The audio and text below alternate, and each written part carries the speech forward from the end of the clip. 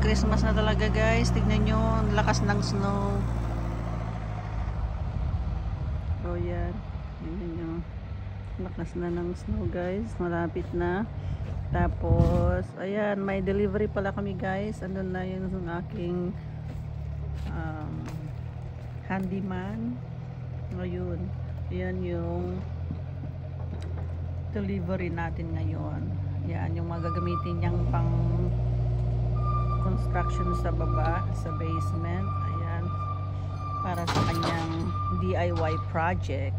Ayan. Stay tuned guys para sa update ng kanyang DIY.